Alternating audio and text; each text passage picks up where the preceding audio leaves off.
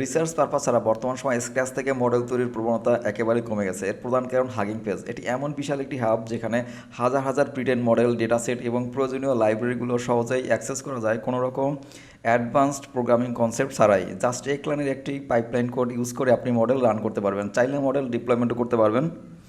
এই বিশাল হাবে আপনি মডেল তৈরি করে সবার ব্যবহারের জন্য উন্মুক্তও করে দিতে পারবেন। হাগিং ফেসের সব থেকে ভালো দিক হচ্ছে এর ডকুমেন্টেশন খুবই রিচ। হাগিং ফেসের ওয়েবসাইটে গেলে প্রথমে পাবো আমরা মডেল সেকশন। এখানে প্রায় 1.5 মিলিয়নের উপরে প্রিটেন মডেল আছে এক্সপেরিমেন্টের জন্য, আপনি চাইলে যে কোনো মডেল ইউজ করতে পারবেন। এরপরে পাবো হচ্ছে ডেটা সেট, প্রায় 3 লাখের উপরে ডেটা সেট আছে ব্যবহার করার জন্য। এরপরে স্পেসেস, এটা ইউজ করা হয় মডেল ডিপ্লয়মেন্টের জন্য। সর্বশেষ ডক্সে গেলে পাবেন আপনি বিভিন্ন প্রকার এআইএমএল এবং প্রয়োজনীয় লাইব্রেরিগুলো। এর সব থেকে ভালো দিক হচ্ছে এর ডকুমেন্টেশন এক কথায় অসাধারণ। Just check it out and give it a shot. Model run করার জন্য আমরা এখন চলে যাব গুগল কোল্যাবে।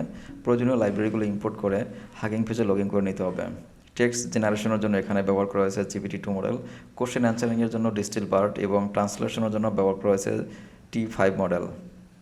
ইমেজ ক্লাসিফিকেশনের জন্য ভিটের একটি মডেল ব্যবহার করা হয়েছে। অবজেক্ট ডিটেকশনের জন্য রেজনেট 50 ব্যবহার করা হয়েছে।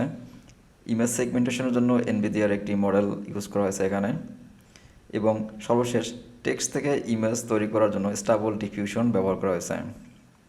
অডিও প্রসেসিংয়ের ক্ষেত্রে অডিও ক্লাসিফিকেশনের জন্য এমআইটির একটি মডেল। অডিও ট্রান্সক্রিপশনের জন্য Web2Vec2 মডেল ব্যবহার করা হয়েছে এবং টেক্সট থেকে অডিও জেনারেশনের জন্য বার্ক মডেল ব্যবহার করা হয়েছে।